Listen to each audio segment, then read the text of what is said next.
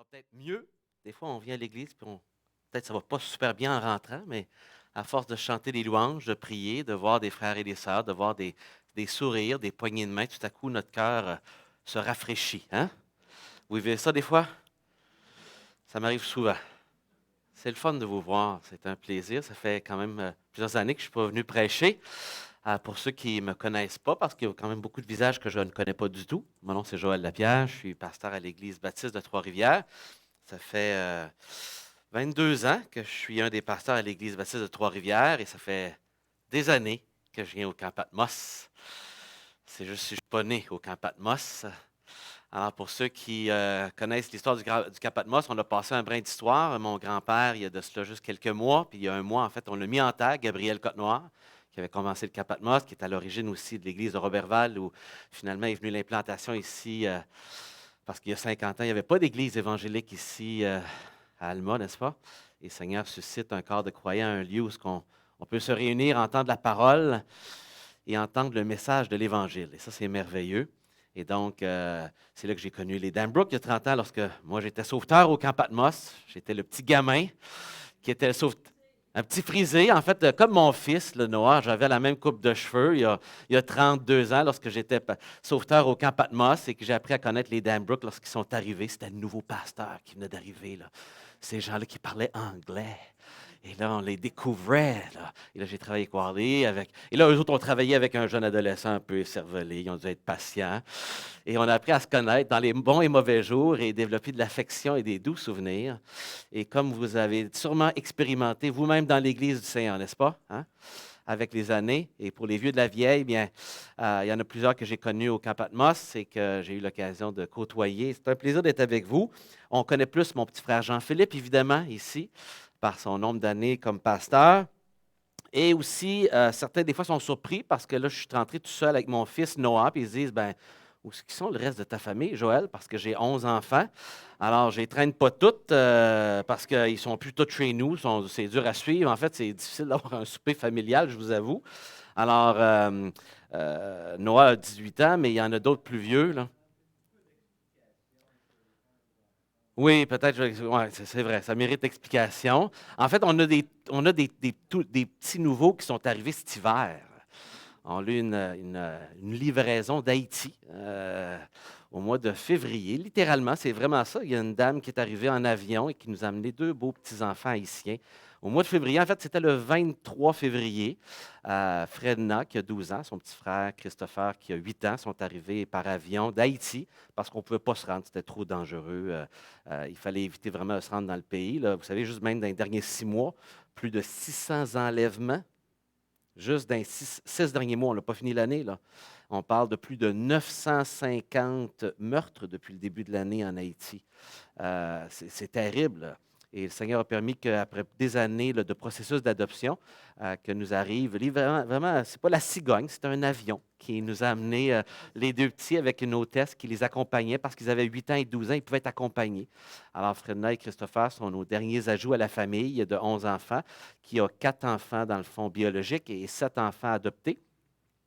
Deux qui sont d'Haïti, tout fraîchement arrivés, qui sont au Camp Patmos, justement, qui découvraient hier soir pour la première fois qu'ils se promenaient sur ce lieu, qui entendent parler depuis des mois, Patmos, Patmos, Patmos. Et là, ils arrivaient sur ce lieu mythique, qui est le lieu, le Camp Patmos, là, pour lequel nous, on est excités quand on vient vers Patmos. Moi, quand je descends la côte d'Iberville, là, puis là, je vois le lac, là, il y a des papillons en dedans. Il y a un petit gamin encore là, qui est tout frétillant, tout excité, le lac, le lac, le lac. Le Patmos, c'est pas loin. Je viens de Chougamau en plus, hein, fait que c'est toujours excitant de revenir dans la région. Et donc, les enfants vivaient ça avec nous autres pour la première fois. Et on a aussi 4 enfants qui viennent d'Ukraine, deux fratries de 2 garçons, dont Noah est le plus vieux d'une des 2 fratries. Il est arrivé il y a presque 10 ans. Alors, de l'Ukraine, en fait, Noah vient de la région qui est en guerre présentement, justement, du Donbass. Son frère Liam, lui, la ville natale, maintenant fait partie de la région pro-russe, dans la région de Donetsk. Et donc, on est très concernés. Ils sont arrivés le 23 février, nos 2 enfants d'Haïti, le soir que la guerre a commencé pendant la nuit en Ukraine. Alors, pour nous, c'est très, très, très significatif. 2 événements historiques pour nous qui nous amènent une émotion merveilleuse et nous amènent une émotion difficile à gérer, je vous avoue. Là, on doit toujours gérer avec une émotion très bipolaire face à la guerre et la souffrance. ils ont de la famille. Là-bas, on a des appels. À sa fête, il y a eu une de ses tantes qui l'a appelé. Justement, au mois d'avril, la ville avait été prise et reprise finalement par les Ukrainiens. Nos enfants ont des fois un père ou une mère biologique ou une sœur biologique en Ukraine, qu'on garde contact, qu'on essaie de bénir de différentes façons. Donc, je vous en parle, puis j'ai toujours beaucoup d'émotions en dedans de moi. On lit le journal à tous les jours, on prie, puis on essaie de cultiver le port de la colère contre le peuple oppresseur, sachant que Dieu est souverain. Et c'est là que notre cœur commence à se calmer, au lieu de revendiquer, qui dit, ben, Seigneur, tu es au contrôle, ce n'est pas la première guerre qui arrive, c'est juste que nous, tout à coup, pour la première fois, on est pris émotionnellement dans une situation où notre cœur est déchiré, n'est-ce pas? Et c'est dans ce temps-là que tout à coup, on doit gérer la guerre dans notre tête et l'oppresseur et comment on peut cultiver de la haine contre quelqu'un même. Hein? Alors, on a un attachement à nos enfants qui fait qu'on a une partisanerie pour un pays qu'on apprécie particulièrement, dans lequel on l'a vécu. Et dans nos enfants aussi, on a un garçon qui est né au Québec, qu'on a eu, qui a été livré par la cigogne à 2 jours, Mathias. Si vous le voyez au camp, ben, il se promène souvent avec son chien. Il est autiste, il a un chien qui l'accompagne, un chien Mira. Il est autiste avec une déficience intellectuelle, mais c'est une bombe sociale, ne vous méprisez pas. Il va vous poser des questions peut-être sur vos tire chars, si c'est des pneus d'hiver ou d'été, vous faire un commentaire sur quelque chose qu'il remarque de vous. Il y a des questions très intelligentes et pertinentes à poser, et il aime parler avec les gens et découvrir des nouvelles relations. Dans les campings, il se fait toujours des relations partout autour de nous, plus qu'on ne le voudrait. Mais Dieu utilise ça aussi à sa façon. Donc, on a une famille très colorée. Notre plus vieille ne vit plus à la maison depuis quelques années. Elle est opticienne. On a un autre qui est parti, qui ne suit pas le Seigneur, qui est parti avec son copain pas en appartement. Il a acheté une maison. Alors, elle est aux études, finit ses études pour devenir travailleuse sociale. On a un qui travaille comme déménageur à Montréal. Il y a Noah qui est aux études à la maison. 2 autres qui sont aux études. Une qui va à l'école biblique en septembre. On a toutes les étapes un peu chez nous, là, et on prie que la grâce de Dieu puisse permettre à chacun de nos enfants de rencontrer le Seigneur, de l'aimer et de vivre l'amour qu'il a pour chacun d'entre nous, chacun d'entre eux. Quoi d'autre de dire, mais je pense que les grandes lignes sont là. C'est bon pour les présentations? Non, on n'a pas de temps de s'ennuyer. Puis ce que ça fait, c'est que je suis particulièrement excité là avec vous aussi parce que je ne chante pas beaucoup, d'une certaine façon. Parce qu'en étant pasteur à Trois-Rivières, prédicateur principal, puis en étant père de beaucoup d'enfants, je suis beaucoup à la maison, nos engagements, fait que je ne chante pas beaucoup. Fait que je vous avoue que je ne prends pas beaucoup d'invitations. C'est assez rare que je sorte de l'église puis je prêche ailleurs. Et moi, je suis une bombe sociale, j'aime ça visiter les églises, j'aime ça voir les croyants. Ça me fait tellement plaisir. Fait qu'aller prêcher ailleurs, pour moi, c'est excitant. Alors, de vous voir ce matin, d'avoir vraiment le privilège de vous apporter la parole de Dieu, c'est vraiment une joie, c'est excitant pour moi. Et juste avant de commencer, en tournant vos pages, en allant dans Luc, chapitre 18, où on va aller ce matin, j'ai vu une annonce tantôt là, qui m'a pris de cœur, là, le livre Doux et humble de cœur. Je ne sais pas si vous avez vu cette annonce-là, il y avait une photo. Il y en a-tu qui l'ont lu? Oui. Alors, si vous l'avez lu, je n'ai pas besoin d'ajouter de commentaires, mais pour ceux qui ne l'ont pas lu, là, j'aimerais vous encourager à vous procurer ce livre-là. Moi, je le lis depuis... Chez nous, à l'Église, on en a pris 200 pour tous nos groupes maison, les gens dans les groupes, puis tout ça, puis ils ont fait de l'animation pendant 10 semaines à échanger sur le livre. Moi, j'ai commencé, j'étais en paternité, on a des nouveaux enfants, fait que j'ai été moins présent à l'Église et pendant tout l'été, je suis absent complètement.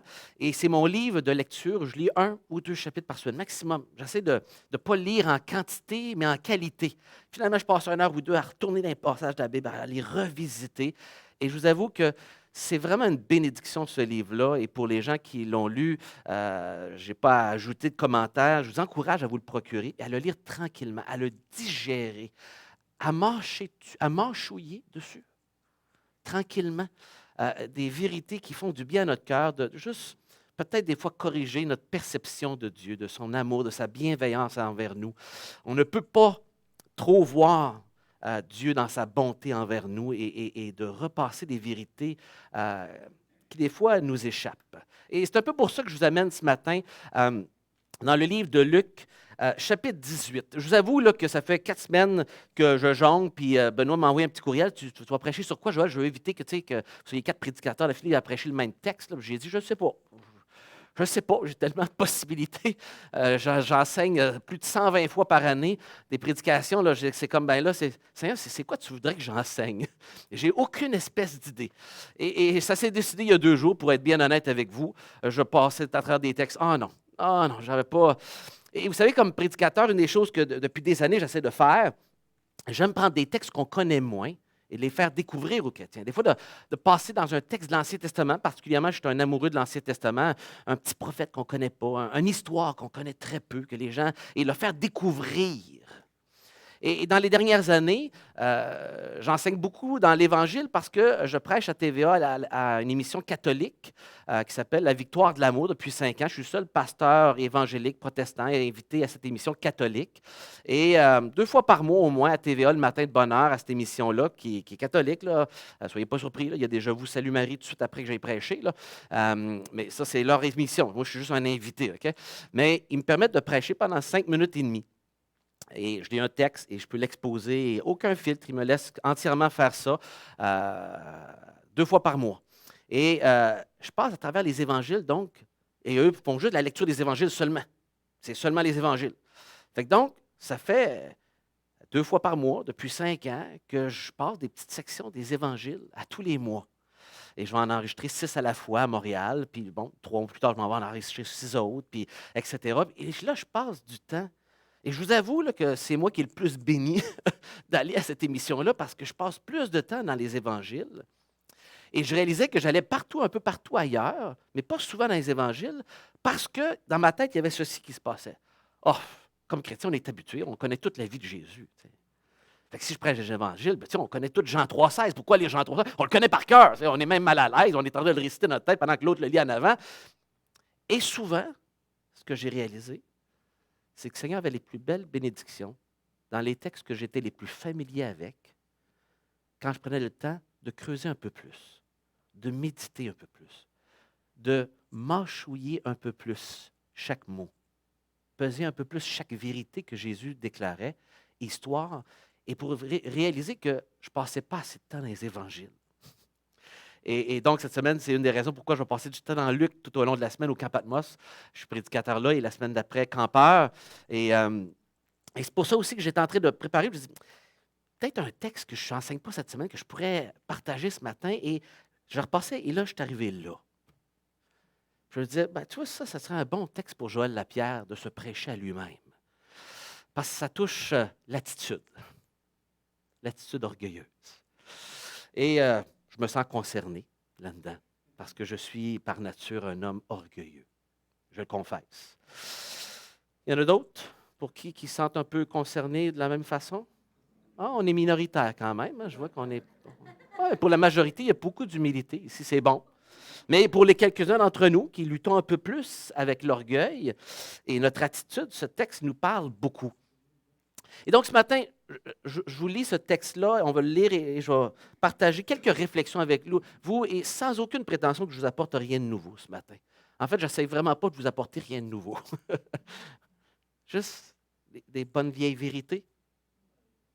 Parce que ce que je remarque dans ma vie, si vous êtes comme moi, c'est que j'ai de la misère à mettre en pratique les bonnes vieilles vérités bien ordinaires, bien simples, bien de base de la vie chrétienne, que pourtant j'ai de la misère à pratiquer. Et c'est peut-être sur les choses les plus de base de la vie chrétienne, je vous avoue, que je passe du temps à prier le Seigneur de me briser, de me changer, parce que des fois, je suis découragé de moi, de voir que je suis rendu là encore, je refais encore la même erreur, je suis en train de confesser le même péché.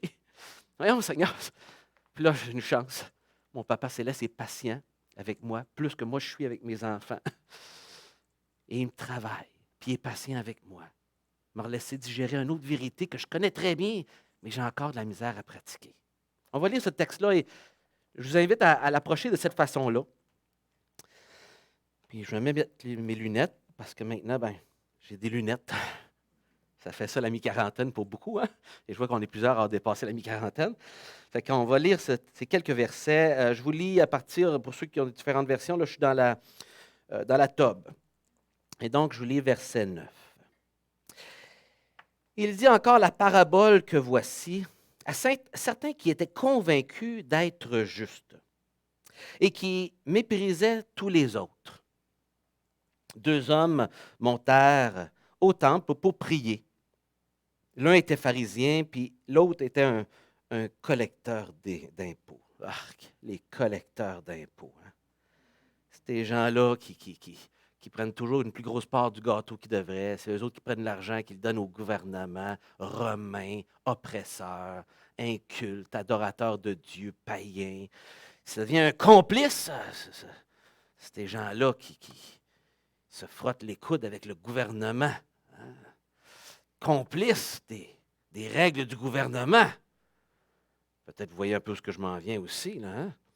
Qui respecte les règles du gouvernement, mais là, en plus, lui, ben, il s'en met un peu dans les poches, un peu plus, parce qu'on ne check pas tous les comptes. Ils sont connus, ces gens-là, pour en profiter dans ce travail-là, de se remplir les poches, puis finalement, il y a toujours une plus belle Cadillac, il y a toujours une belle vacance, lui, puis c'est des collecteurs d'impôts, là. Hein? Et qu'est-ce qu'il dit, le pharisien? Il se met debout, il prie ainsi lui-même. Ô Dieu, je te rends grâce de ce que je suis, pas comme les autres hommes, qui sont des voleurs, des malfaiteurs, des complices du gouvernement, adultères, ou encore comme ce collecteur d'impôts-là. C'est l'attitude dans laquelle ça se passe, les amis. C'est comme ça, là, un mépris total. Moi, je jeûne 2 fois par semaine, alors que la loi demande juste une fois. Moi, je le fais le double.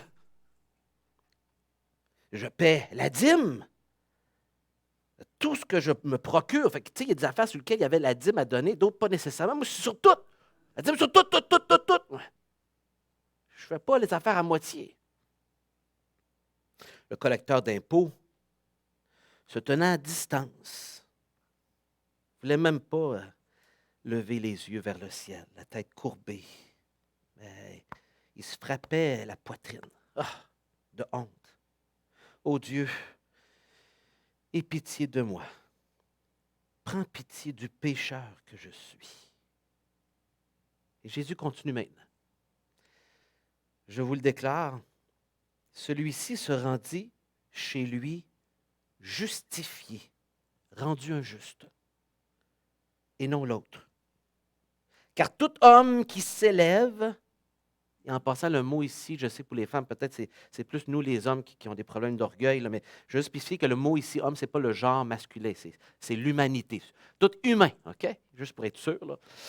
Tout humain, même si je sais que nous autres les hommes, des fois, c'est un peu plus dur l'orgueil que la douceur des femmes, mais au cas où. T'sais.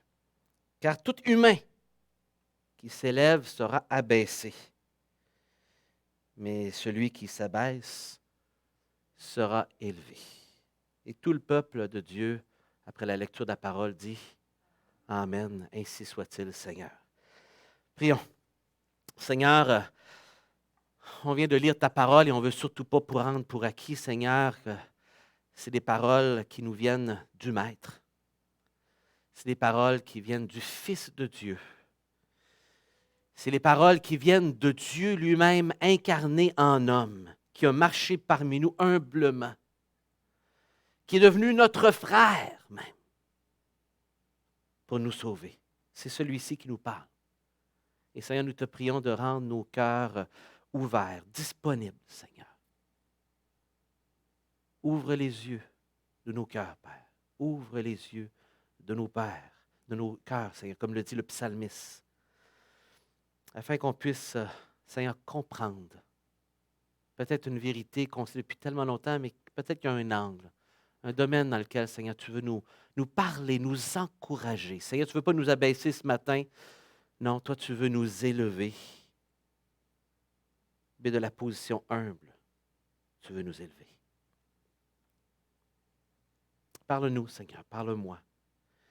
Et par ton esprit, accorde-moi, Seigneur, ta direction pour être une source d'encouragement pour mes frères et mes sœurs. Merci, Seigneur, pour ce lieu de rencontre qui est devenu tout à coup, lorsque les frères et sœurs sont entrés, c'est devenu l'Église. Parce que les gens qui font partie de l'Église sont là. Sinon, ça serait juste un bâtiment. Mais Seigneur, ton Église est assemblée ici. Et Seigneur, je te remercie pour ce témoignage et je te prie, Seigneur, de bénir ton Église, de bénir chaque croyant, chaque frère et sœur, chaque famille, et de bénir leur témoignage dans cette ville. Et on te le demande, Seigneur, dans le nom de ton Fils Jésus. Amen. Peut-être un peu de mise en contexte avant de commencer. Luc, chapitre 18, se trouve au milieu d'une longue section dans l'évangile de Luc. Vous savez, Luc est un peu différent des autres. Ce docteur a fait une structure pour son livre et contrairement à Matthieu qui a marché avec Jésus, Luc n'avait pas marché avec Jésus. Hein. C'est un docteur qui a travaillé avec Paul et donc il a pris les récits beaucoup, peut-être de Marie, d'Élisabeth ou de d'autres, et des disciples à qui il a parlé et il a fait cet ouvrage, l'évangile de Luc. Et du chapitre à la fin du chapitre 9 jusqu'au chapitre 19. On a une longue section au milieu du livre d'une dizaine de chapitres qui sont très distincts des trois autres évangiles. Et ce qui est particulier de ce 10 chapitres à peu près, c'est que Jésus est en chemin. Ça se passe dans le chemin de la Galilée à Jérusalem. Et 3-4 fois, on va voir en chemin vers Jérusalem, en chemin, à partir du chapitre fin 9, et il va le répéter au chapitre 17, par exemple, et ailleurs, en chemin. Et cette longue section-là, finalement, qui prend une bonne partie du livre, c'est le chemin de Jésus jusqu'à Jérusalem. Ce qu'il va enseigner à ses disciples, pour préparer ses disciples à son départ. Ce qu'il va enseigner aux gens sur le chemin, entre autres à des Samaritains, des gens à qui les Juifs ne parlaient pas trop. Et c'est dans ce périple-là qu'il va parler du bon Samaritain, qui va arrêter et voir même un lépreux Samaritain. Ça ne va pas bien dans ta vie quand tu es lépreux, puis en plus tu es Samaritain. T'sais. Vraiment, là, ça ne va pas bien. Et Jésus va s'arrêter et rencontrer cet homme-là au chapitre 17. Il va arrêter dans un village samaritain même. Tu ne fais pas ça comme juif. Et Jésus va faire des choses choquantes et parler à des pharisiens, parler à des religieux, parler à ses disciples pour les former. Et donc, il y a une multitude de discours, d'enseignements, d'histoires, de paraboles qui se trouvent là en chemin vers Jérusalem. Et on ne s'en rend pas compte, des fois, en lisant Luc, que c'est ça qu'on a au milieu du livre. Et c'est ce qui rend aussi Luc particulier, et qu'on a beaucoup d'histoires. Une grande partie de cette section-là, c'est ce qui rend Luc unique, c'est lui qui les a seulement. Par exemple, le chapitre 15, le fils prodigue, les autres évangiles ne l'ont pas. Ça se trouve au chapitre 15. Là. Et beaucoup de ces chapitres-là, le contenu est distinct et unique à Luc. C'est pour ça qu'il est très intéressant, cette section-là, à développer aussi et à affronter plusieurs obstacles qui peuvent être une problématique pour rendre notre cœur comme Jésus et sensible aux perdus. Parce que Jésus, tout au long, il montre qu'il est sensible aux gens perdus. Et là, ici, il s'adresse particulièrement dans le contexte plus immédiat des gens religieux qui prétendent quelque chose, mais qui, finalement, ne sont pas ce qu'ils prétendent, ou en tout cas sont faussement trompés par leur religion, à penser qu'ils sont quelque chose qu'ils ne sont pas. Et Jésus adresse dans chapitre 16, 17, 18 beaucoup ces thématiques religieuses, donc la prière, pour ces gens religieux en Israël, et qui, comme les Québécois, il y a 50 ans, lorsqu'on venait ici à Alma, était religieux, allait à l'église, et pourtant, peut-être même s'il faisait beaucoup était comme l'homme riche, aucune assurance de la vie éternelle. Hein? Le jeune homme riche, après cette histoire-là, ici, il y a le jeune homme riche à la fin du chapitre. Religieux, il en faisait beaucoup, comme cet homme-là, qui donnait, mais il n'avait pas compris. Il n'avait pas compris la bonne nouvelle de Jésus-Christ. Il n'avait pas compris la foi. Il n'avait pas compris la grâce de Dieu, qui est dans l'Ancien Testament comme dans le Nouveau Testament. Et là, Jésus adresse cette histoire radicalement qui contraste deux attitudes. Juste avant, il y avait la femme veuve qui supplie, qui persévère dans la prière. Et là, il donne ici comment adresser le problème humain de l'attitude qu'on a en utilisant cette prière-là, qui montre deux attitudes très différentes, et une invitation à une attitude humble qui va être partagée dans les versets suivants par l'histoire où ce qui confronte les disciples avec ses enfants. Pour rentrer dans le royaume de Dieu, il faut avoir une attitude comme la foi comme un enfant. Là, ça venait humilier les disciples qui voulaient juste tâcher les enfants fatigants dans les jambes, là, puis on peut juste les envoyer ailleurs. Et là, l'homme riche aussi, qui doit se départir de sa richesse. Est-ce que je suis prêt à tout abandonner pour lui? Finalement, qu'il y avait un Dieu, l'argent, qui était un obstacle pour la vie éternelle, qui se prétendait quelque chose finalement et qui ne l'était pas. Et donc, cette parabole est là au milieu de tout cela. Il fait un sens lorsqu'on regarde un peu avant, un peu après ce que Jésus est en train d'adresser. J'ai un PowerPoint, donc je vais le faire avancer. Donc, une parabole qui touche notre attitude. Et donc, je viens de vous parler un peu du contexte et particulièrement du verset ici. Il dit aussi à certains, ceux qui se persuadaient qu'ils sont des justes et ne faisaient aucun cas des autres ou les méprisaient. Je vous ai mis ici la traduction très littérale du grec, là, comme c'est écrit, le plus fluidement possible, mais quand même. mais qui se persuadent qu'ils sont justes. Voilà le problème qu'il veut adresser. On se perçoit par notre comportement qu'on est juste, qu'on est bon, et qui finalement, cette personne qui se pense juste, regarde les autres comme du caca. Mépris total. Et le mot mépris ici n'est pas à prendre à la légère, c'est l'attitude qui va être utilisée au chapitre 23, le même mot qui est utilisé pour parler de l'attitude que les soldats envers Jésus le méprisaient. C'est le même mot. Un mépris comme les soldats envers Jésus. Moquerie, aucune estime, considérant que la personne qui est là, littéralement, est sans valeur. C'est Urk. Comme on regardait aussi les Samaritains, comme on regardait les prostituées, comme on regardait ces hommes qui étaient complices du gouvernement et qui se remplissaient les poches. Et donc, il veut adresser ce défi-là de l'attitude et ce qui amène envers les gens un mépris envers l'autre. Et évidemment, la leçon qui est donnée, c'est Jésus termine avec l'humilité. Quiconque s'élèvera sera baissé et celui qui s'abaisse sera élevé. Et c'est vraiment un thème vraiment important partout dans les Écritures. Il faut croire que c'est un problème de tous les siècles de l'être humain, ce défi de l'orgueil. Et je vous ai cité entre autres Pierre, qui, tout comme Jacques, vont citer Proverbes chapitre 3 pour parler de ce défi de l'orgueil. Et dans vos rapports mutuels, revêtez-vous d'humilité car Dieu s'oppose à l'orgueilleux, mais aux humbles, il accorde sa grâce. Humiliez-vous donc sous la main puissante de Dieu afin qu'il vous élève au moment fixé.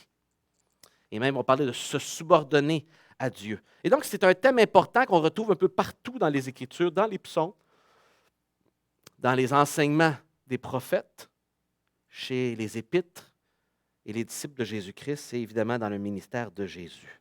Et ce que j'aimerais faire avec vous en toute simplicité, c'est partager avec vous 3 réflexions, brièvement, à considérer face à cette parabole.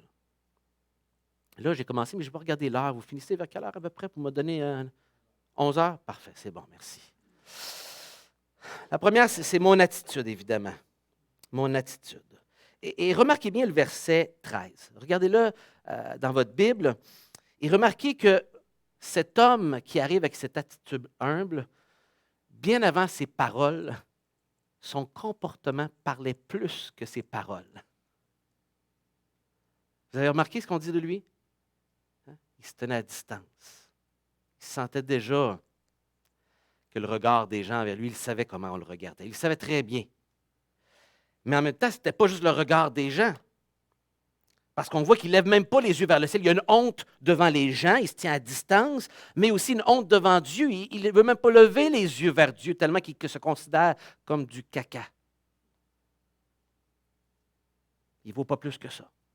Et donc, qu'est-ce qu'il fait de sa bassesse? Là, il va supplier à Dieu. Aie pitié de moi. Il n'a pas rien demandé, il n'y a pas de mérite. Alors, c'est juste, aie pitié, il va confesser qu'il est un pécheur. Ah oui, il utilise le mot pécheur. Hein. Des fois, c'est un mot difficile à utiliser. Pécheur. Pécheur. Hein, péché. Ah. C'est pas positif de parler du péché, des pécheurs. Mais cet homme-là, en tout cas, lui, il savait une chose. Je suis un pécheur.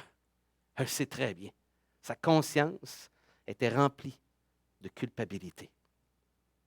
Et tout ce qu'il veut, c'est juste demander pitié à Dieu. Pitié. Il n'y a rien à apporter.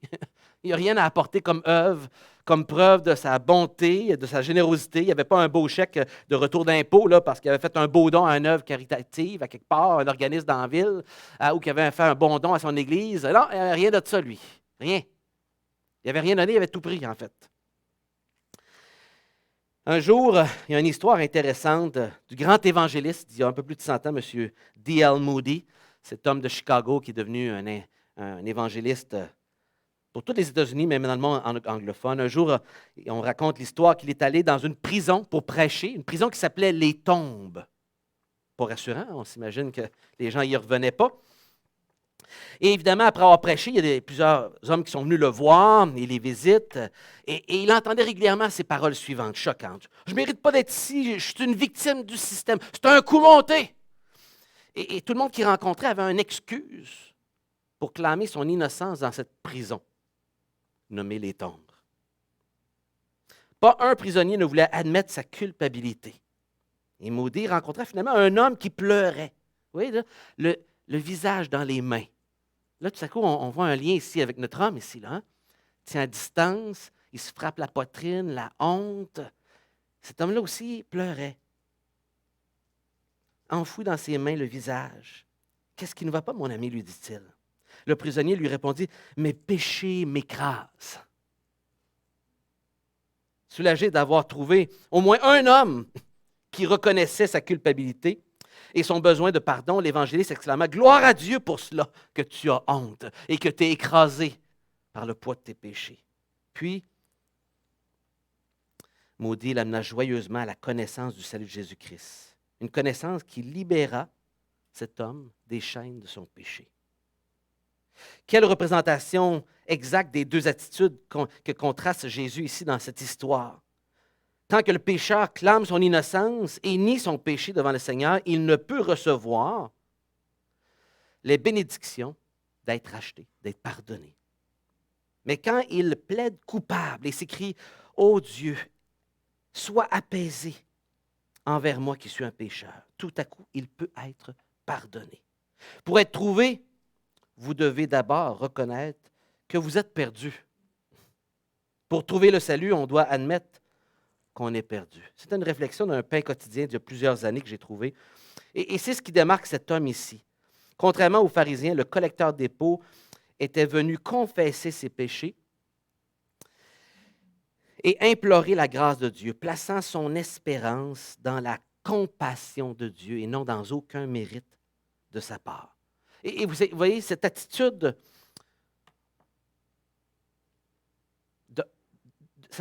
humble devant Dieu est partout présent. Je vous donne juste deux exemples brièvement qui sont venus à la pensée en m'en venant. Mais le psaume 2, par exemple.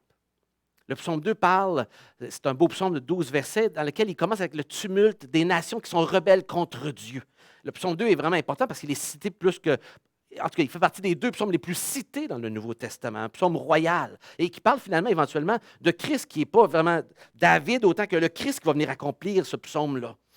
Et il parle de la rébellion des nations contre le roi terrestre d'Israël, mais contre ultimement le Messie. Et à la toute fin du psaume, versets 10, 11, 12, c'est la conclusion pratique, très naturelle du psaume. Et au verset 11, il va dire « Embrassez le Fils. Approchez-vous avec crainte et tremblement. » Vous voyez, cette attitude humble de reconnaître « Hey, c'est le roi. Moi, je suis un pécheur. J'ai besoin de lui. Je n'ai pas de prétention à en avoir. Là. J'ai besoin de son invitation. Puis j'ai besoin de sa pitié pour m'accueillir. » Ou encore même, Paul va parler du défi de grandir après la foi dans Philippiens chapitre 2, verset 12.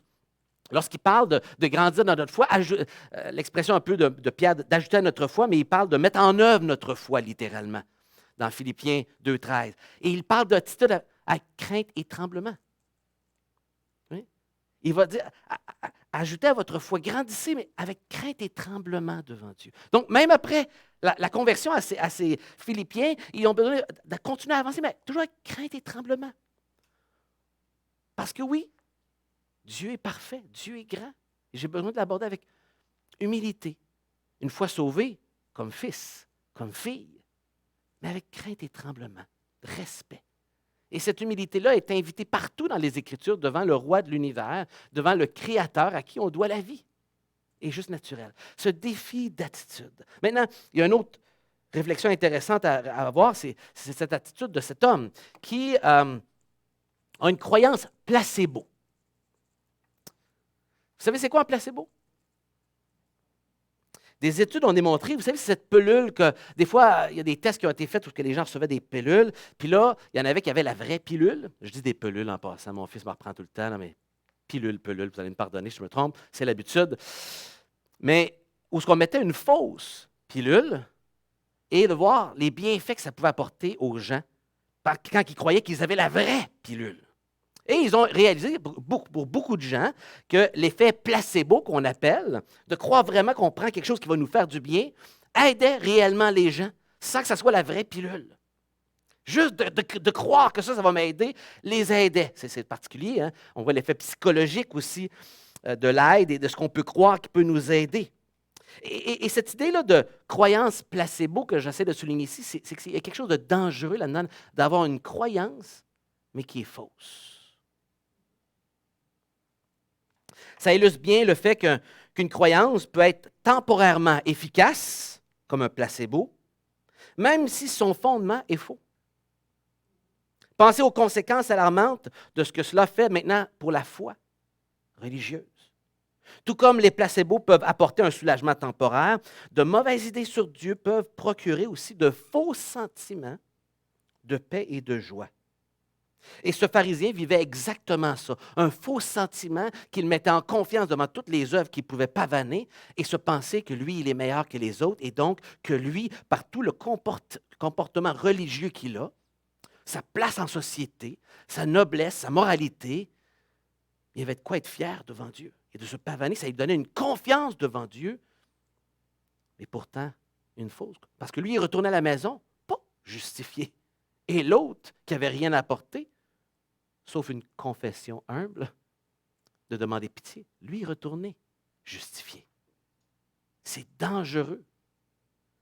Les croyances placebo, les fausses croyances. Non seulement pour notre salut ici, parce qu'évidemment, dans le cas présent, il y en a un qui est parti guéri de sa vraie maladie, des péchés, et l'autre est retourné à la maison avec ses péchés. Et les croyances placebo sur Dieu et les péchés peuvent sembler fonctionner, mais ne vous fiez pas à cela.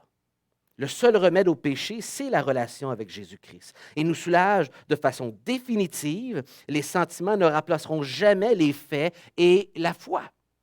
Et non seulement on peut faire cette erreur-là dangereuse face au salut, mais même une fois devenu croyant dans l'Église, on vit toutes sortes de défis avec des fausses croyances dans lesquelles on peut se border pour ne pas faire ou faire des choses.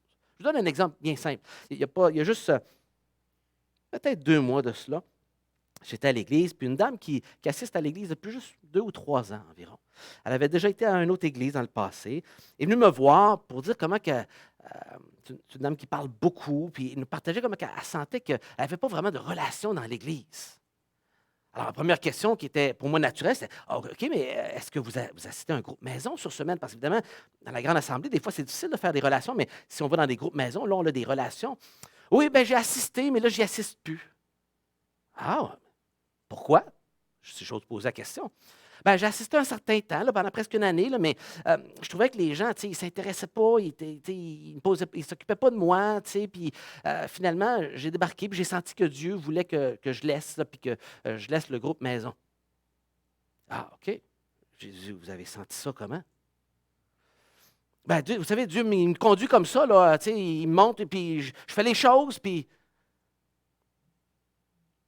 je peux me permettre une réflexion. Ça m'arrive souvent d'entendre ce genre de réflexion-là, mais ce que je remarque, c'est que des fois, dans un groupe maison, c'est dérangeant. On est proche des gens, puis les gens, des fois, nous déçoivent. Ils ne s'intéressent pas autant à moi que j'aimerais. Des fois, même nous-mêmes, on est dedans, puis on parle plus de nous-mêmes, puis on n'écoute pas beaucoup les autres. Puis là, les autres aussi, des fois, ils ont de la misère ils parlent beaucoup de leurs affaires, mais ils ont de la misère à nous écouter, ou s'intéresser, de s'appeler, ou s'inviter dans la semaine. Puis là, tout à coup, après une année, tu es devant le constat que c'était pas tout aussi chaleureux. Puis là, elle avait besoin de passer par-dessus des choses. Puis déjà, elle a un fils à la maison qui était dans la drogue, qui est même mort dans la dernière année, vu que beaucoup de soins, c'est pas elle, je me trompe dedans, c'est une autre dame qui a perdu son fils. Mais son fils est dans la drogue, elle aussi, c'est très difficile. Elle se donne à son fils continuellement. Et elle avait le sentiment d'avoir besoin de recevoir quelque part, n'est-ce pas? Naturel, hein? On a tous besoin de ça. Mais là, après une année, là, au lieu de continuer de persévérer dans ce défi-là de la famille, hein, de pardonner, d'embarquer, de risquer d'être déçu, de décevoir quelqu'un. Elle avait plutôt la conviction de Dieu de sortir. Et là, je disais, ça c'est une croyance placebo. Je ne pense pas que c'était de Dieu. C'était votre mécanisme de défense à l'intérieur pour vous sortir d'un endroit inconfortable, qui là vous amenait à une étape de devoir maintenant pardonner, écouter, baisser vos attentes et considérer que peut-être que vous sentez les autres, aussi vous le faites aussi aux autres, ça fait partie de la famille. Puis quand mon fils est désagréable, il est rarement désagréable, mon fils, là, mais je l'aime quand même. Hein? Puis même quand je suis déçu de quelque chose, ou qu'il est déçu de moi, il dit, lui, c'est plus mon père. Pourquoi? Parce qu'on est une famille, hein? On va rester loyal, n'est-ce pas? Dans la famille du Seigneur, des fois, il y a des raisonnements qui on laisse entrer, des fausses croyances pour nous permettre de se tasser quand ça fait mal, quand ça chauffe, quand c'est dérangeant. Des croyances placebo qu'on peut avoir autant face à la conversion, à recevoir Christ, puis ne pas le recevoir parce qu'on a des croyances placebo, qu'autant une fois qu'on a reçu Christ, de retomber aussi à y entretenir des croyances qui nous réconfortent, qui nous fait sentir meilleurs que les autres, que ce soit que cet homme-là, moi je fais ci, je fais ça par ma moralité, on peut l'avoir envers les incroyants autour de nous aussi. Si vous êtes croyant, de regarder l'autre, ah ouais, tu sais, lui il fait ça, il fait ça. Oui, mais il n'est pas chrétien. C'est normal, il ne connaît pas le Seigneur Jésus-Christ. Comment je peux attendre que cette personne-là ait une moralité chrétienne si cette personne-là n'est pas chrétienne? Puis là, on se pense meilleur parce que nous, on a une moralité chrétienne et l'autre ne l'a pas. Puis là, on a du mépris plutôt que le cœur de Jésus, doux et humble, qui lui veut inviter, veut accueillir, connaît la souffrance, voit la souffrance derrière le comportement et n'est pas prêt à garrocher la serviette et juste regarder avec mépris. Voit la souffrance et c'est ce qui lui permet de passer par-dessus le comportement. Les croyances placebo, c'est un défi pour nous, même devenus croyants. Pas juste pour entrer dans le salut, comme cet homme avait comme obstacle. Et donc, c'est très dangereux, ces croyances placebo. Et Jésus, ici, fait le contraste avec un homme qui, lui, a placé son espérance dans sa conviction d'être une bonne personne, dans sa conviction d'être un homme moral et de ne pas être mauvais comme d'autres.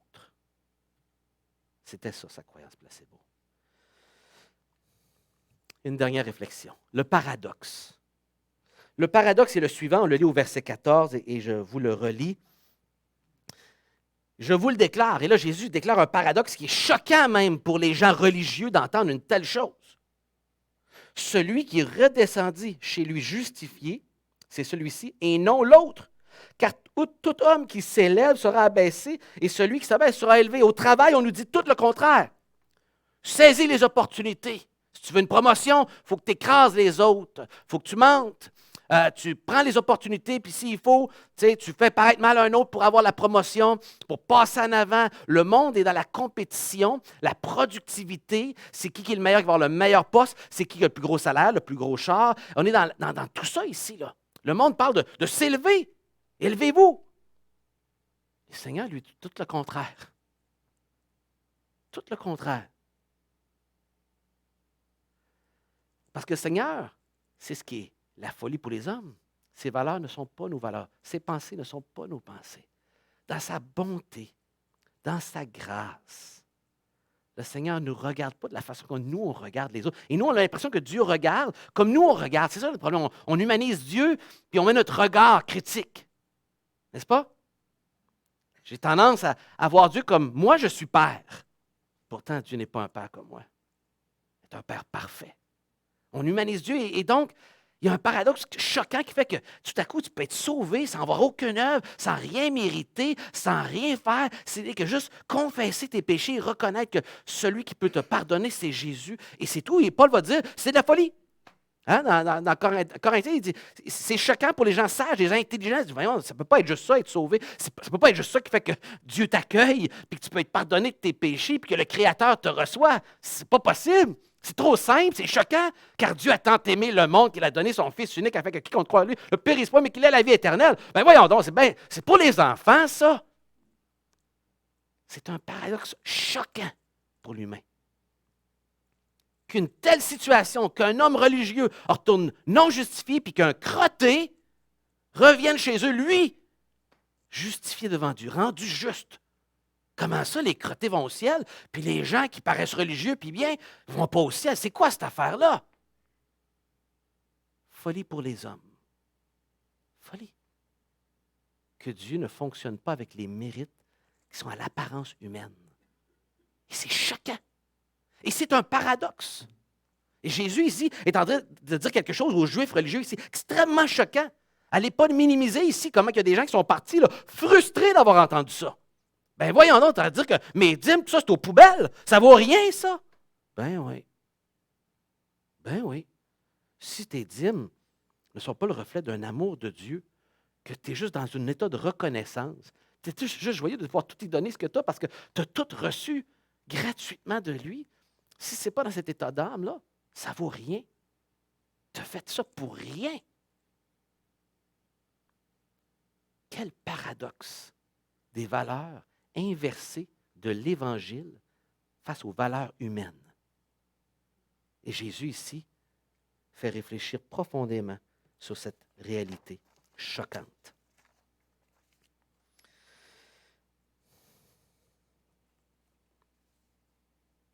Je vous amène en terminant dans une... je termine avec ces deux versets-là, c'est vrai.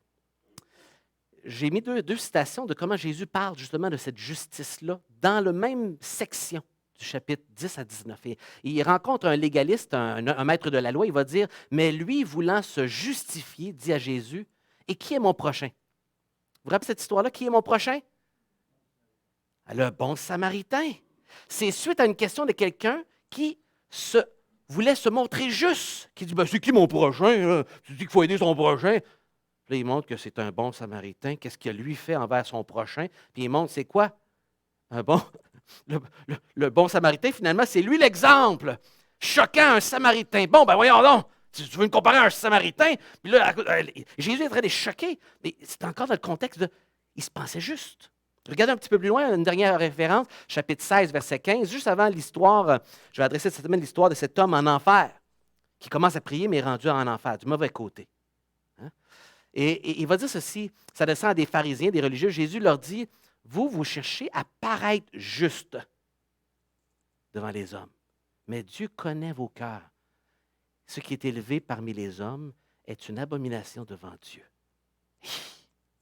Tout le paradoxe, l'inversion des valeurs que Jésus est en train de donner dans cette déclaration de cette histoire.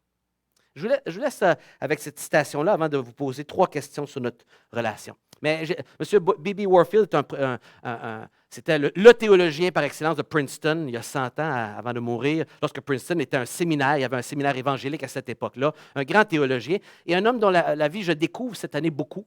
Et il a dit ceci, « Nous n'avons qu'un seul sauveur. Et ce seul sauveur est Jésus-Christ. Rien de ce que nous sommes, rien de ce que nous pouvons faire n'entre dans le moindre mesure sur le terrain de notre acceptation par Dieu. Jésus a tout fait. Et c'est nécessaire pour entrer dans le royaume de Dieu, entrer en relation avec Jésus, pour recevoir le pardon des péchés.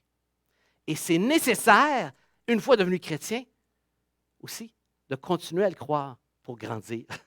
Que tout est par grâce. Et ça ne devient pas les œuvres après. Et que là, ma vie chrétienne, je l'amène par mon jus de bras.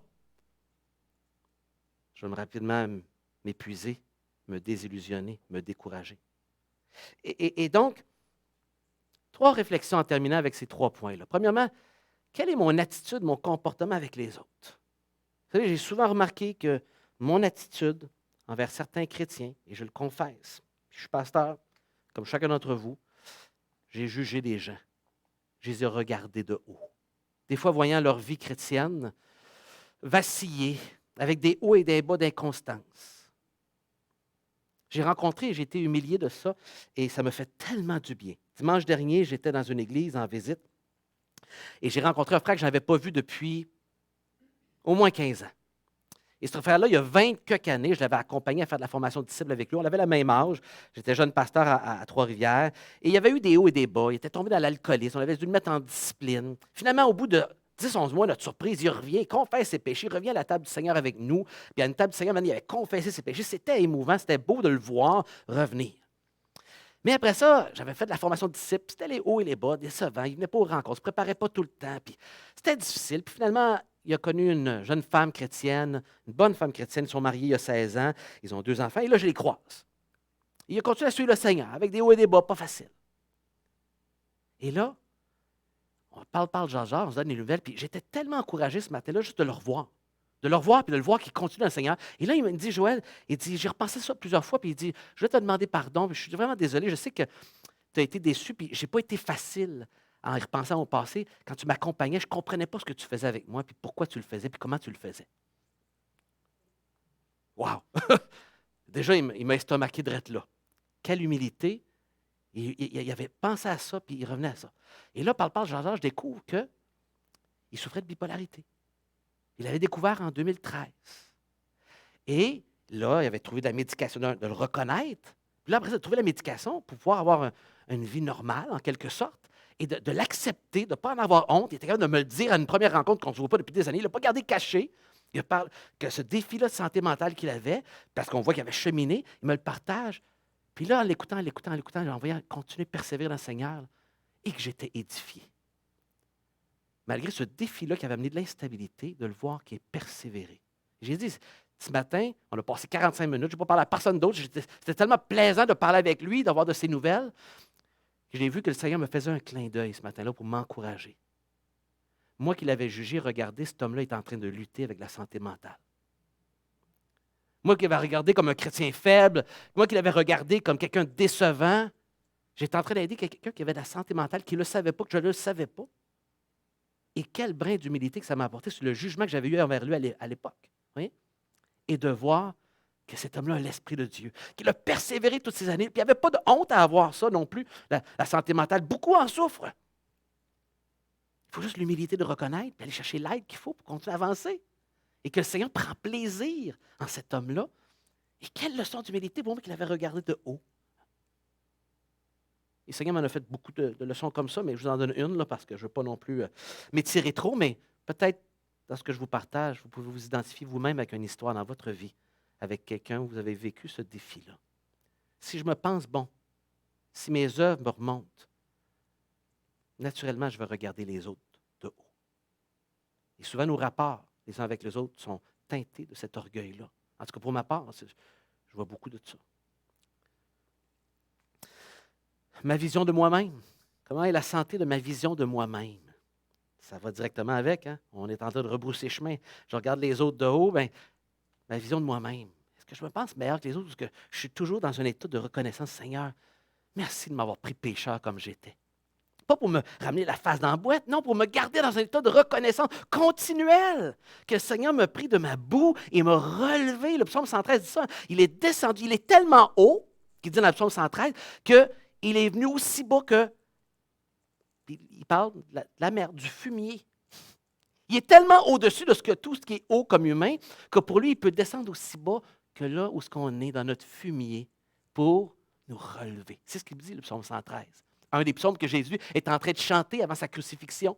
Dans le jardin de Gethsémani, il chantait le Hallel. Les psaumes, ces psaumes-là de 113 à 118, ça faisait partie de ces psaumes qui méditaient dessus. Parce que sa grandeur est tellement au-dessus de nous que paradoxalement, que ce roi créateur peut venir aussi bas que notre plancher des vaches.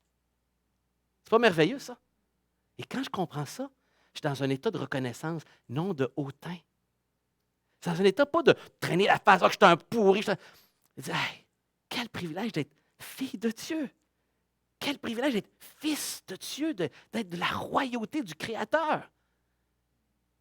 Et là, tout à coup, dans mon état de reconnaissance, je ne regarde pas les autres avec cette attitude-là. Vous voyez? Quelle est mon attitude envers Dieu, finalement? Comment est-ce que je vois Dieu? Tout ça s'enchaîne, évidemment, n'est-ce pas? La santé de mon attitude envers Dieu. Dans un de ses sermons, Paul va dire ceci. Dans une synagogue d'Antioche, il dit, « Quiconque croit être juste par lui, Jésus, de toutes les choses dont vous ne pourrez être justifiés par la loi de Moïse. » Il n'y a rien qui va nous permettre, sauf Jésus, de vivre ça. Et donc, je vous laisse avec ce verset. Le sermon de ce matin se veut justement une réflexion qui nous permette de vivre ça ici. Je lisais ça dans mon culte personnel il y a 2 jours. Ne faites rien par esprit de rivalité ou par désir de gloire, sans valeur, mais avec humilité. C'est ça notre défi dans l'Église. Il dit aux Philippiens de vivre ça. Puis c'est vrai, quel défi, des chicanes. Puis Dieu sait que dans la partisanerie, puis les défis qu'on a vécus dans les 2 dernières années, là, pro-vax, contre-vax, pro-règle, pas contre-règle, j'ai peur, j'ai pas peur, bande de ci, puis bande de ça. Dans l'Église, on a vécu des défis, je ne sais pas pour vous, là, de polarisation d'opinion. Et là, je prends parti pour aucun parti. Puis il y avait de la rivalité facilement dans l'Église. Regarde un de haut, regarde l'autre de haut. Des jugements. Et regardez, mais avec humilité, considérez les autres comme supérieurs à vous-même. Ce n'est pas possible, ça, ce n'est pas humain. Ce n'est pas humain de faire ça. Que chacun de vous, au lieu de regarder ses propres intérêts, regarde aussi ceux des autres, que votre attitude, votre comportement entre vous, dans le fond, soit identique à celui de Jésus-Christ. Ben là, je ne suis pas capable. Il s'est dépouillé lui-même. Il s'est humilié lui-même en faisant preuve d'obéissance jusqu'à la mort, même la mort de la croix. Et comment Jésus le fait? Bien, il s'est dépouillé de son lui et il a dépendu du Saint-Esprit. Il a dépendu de la volonté de son papa. Et c'est ce que Jésus nous donne comme exemple. C'est possible. Jésus l'a vécu comme 100% humain, de marcher dans cette humilité-là devant nous les humains, crottés, lui de roi des rois, seigneur des seigneurs, venir parmi nous, marcher parmi des humains décevants qui l'ont rejeté. Et lui a passé par-dessus tout ça dans sa grandeur. Il a regardé notre intérêt, l'intérêt de sa gloire, et il a marché avec nous, dépendant de l'Esprit Saint. Père, montre-moi ce que tu veux que j'aille. À qui tu veux que je parle? Quelle histoire tu veux que je raconte? Et c'est ce que Jésus a fait lorsqu'il a raconté cette histoire-là. Prions ensemble. Seigneur, merci pour ta parole. Merci pour ta parole qui veut nous relever. Mais on ne peut pas être relevé si, Seigneur, on ne reconnaît pas avant tout qu'on est bas. Tu veux nous relever de la position humble, Seigneur, mais si on est debout, tu ne peux pas nous relever, Seigneur, parce qu'on ne sent pas qu'on a besoin de toi, qu'on a besoin d'être relevé. On s'arrange tout seul avec notre religion. Et Seigneur, même après avoir reçu le cadeau de la foi en Jésus-Christ, du pardon, sans mérite. Quel défi, Seigneur, que je vis continuellement de revenir à cette attitude. Parce que c'est en moi, c'est viscéral. Je dois lutter, Seigneur, dans ma chair. Dans Romains chapitre 7, et où des fois, je ne veux pas le faire, puis je le fais, Seigneur. Puis ce que je ne voudrais pas faire, je le fais. Puis ce que je voudrais faire, je n'arrive pas à le faire, Seigneur. Et quelle frustration parfois je vis devant, Seigneur, cet orgueil viscéral qui est dans ma chair, Seigneur. Mais quelle grâce tu me donnes que Romains chapitre 8 me dit que c'est possible par l'Esprit Saint. C'est possible en dépendant de toi, en confessant, Seigneur, mes péchés, puis en regardant continuellement à toi, Seigneur. Fais-le en moi. Pour moi, ce n'est pas possible, mais Seigneur, fais-le en moi. Comme tu m'as sauvé, puis ce n'était pas possible, Seigneur. Continue à me transformer maintenant que je suis sauvé, à le faire en moi. Aie pitié de moi. Fais avancer, Seigneur, mon âme avec ce corps de chair avec lequel je dois lutter en attendant ton retour. Et puisses-tu, Seigneur, te glorifier dans ma vie. Puisses-tu te glorifier dans ton Église. Et nous te le demandons, Seigneur, dans le nom de ton Fils Jésus. Amen. Que le Seigneur vous bénisse.